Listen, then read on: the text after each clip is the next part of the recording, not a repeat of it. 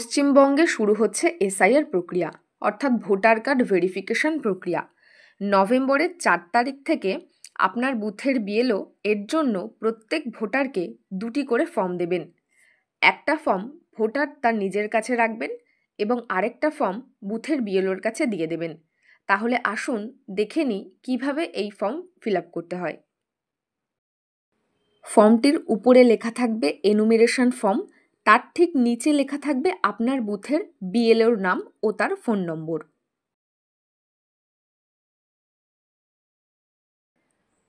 নিচের ঘরগুলির প্রথম ঘরে থাকবে ভোটারের নাম ও তার ভোটার কার্ডের নম্বর এবং ঠিকানা।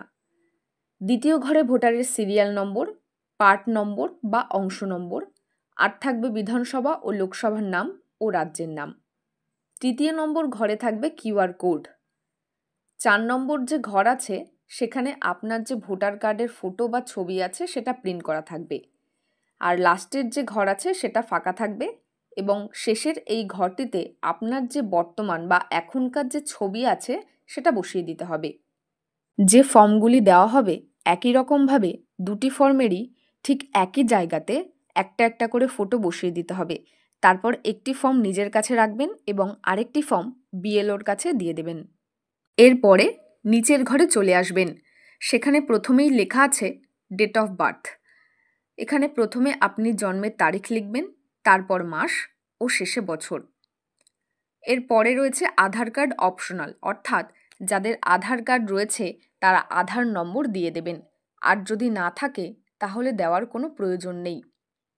এর পরের ঘরে আছে মোবাইল নম্বর, অর্থাৎ সেখানে চালু আছে এমন একটি ফোন নম্বর লিখে দিতে হবে। তারপরে ফাদার্স নেম, অর্থাৎ যে ভোটারের নামে ফর্মটি এসেছে সেই ভোটারের বাবার নাম এই ঘরে লিখতে হবে। আর যারা বিবাহিত মহিলা তারা এখানে তাদের শ্বশুরের নাম লিখবে না, তাদের নিজের যিনি বাবা তার নাম লিখতে হবে।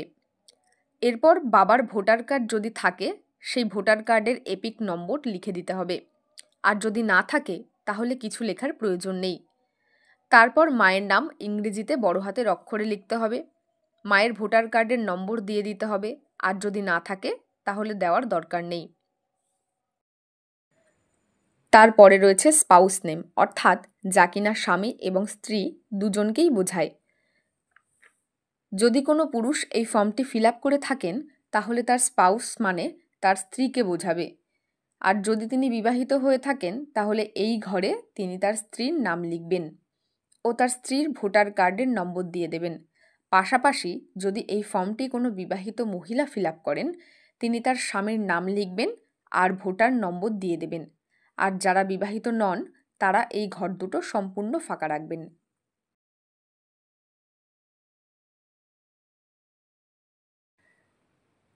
তারপরে দেখুন নিচে 2002 সালে যাদের নিজের নাম আছে তারা বাদিকের এই ঘরটা ফিল আপ করবেন, আর 2002 সালে যাদের বাবা ও মায়ের নাম রয়েছে তারা ডান দিকের ফর্মটা ফিল আপ করবেন। প্রথমে 2002 সালে যাদের নাম রয়েছে তারা এই ঘরটাতে লিখবেন।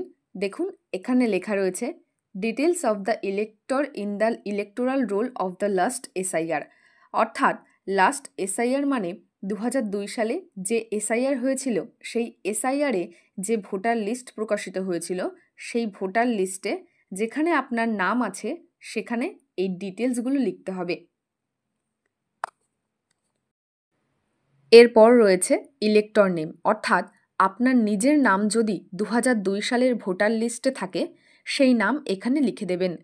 তারপর এপিক নাম্বার, যাদের এপিক নাম্বার নেই তারা ফাঁকা রাখবেন, আর যাদের 2002 সালের লিস্টে এপিক নাম্বার ছিল তারা সেই সময়কার ভোটার নম্বর দিয়ে দেবেন। এরপর রিলেটিভ নেম, অর্থাৎ আপনার সঙ্গে সম্পর্কিত যিনি ছিলেন সেই ব্যক্তির নাম এখানে লিখে দেবেন। এরপরে তার সঙ্গে আপনার কি সম্পর্ক ছিল সেটা লিখবেন। তারপর জেলার নাম লিখবেন, তারপর স্টেট অর্থাৎ রাজ্যের নাম লিখবেন এবং সেই সময়কার বিধানসভার নামটা লিখবেন ও বিধানসভার নম্বরটা লিখবেন। তার সঙ্গে অংশ নাম্বার কত সেটা লিখবেন এবং এসআর অর্থাৎ সিরিয়াল নাম্বার কত ছিল সেটা লিখবেন। এবারে যে ছেলে বা মেয়ের 2002 সালের ভোটার লিস্টে নাম নেই, হয়তো তার বাবা ও মায়ের নাম আছে, তাদের ডান দিকের ঘরের ফর্মটা ফিল আপ করতে হবে।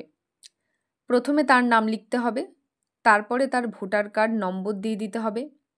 এরপর তার সঙ্গে সম্পর্কিত যিনি 2002 সালের লিস্টে থাকবেন তার নাম লিখে দিতে হবে এবং তার সঙ্গে কী সম্পর্ক সেটাও উল্লেখ করতে হবে।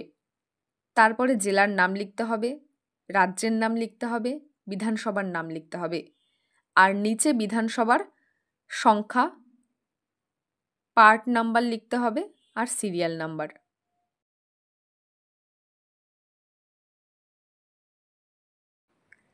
এবং এর নিচে আপনাকে সই করতে হবে।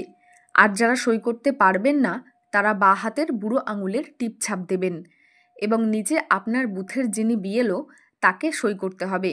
এই দুটো ফর্মেই বিএলও সই করবেন। একটি ফর্ম তিনি নিয়ে যাবেন এবং আরেকটি ফর্ম আপনার কাছে থাকবে।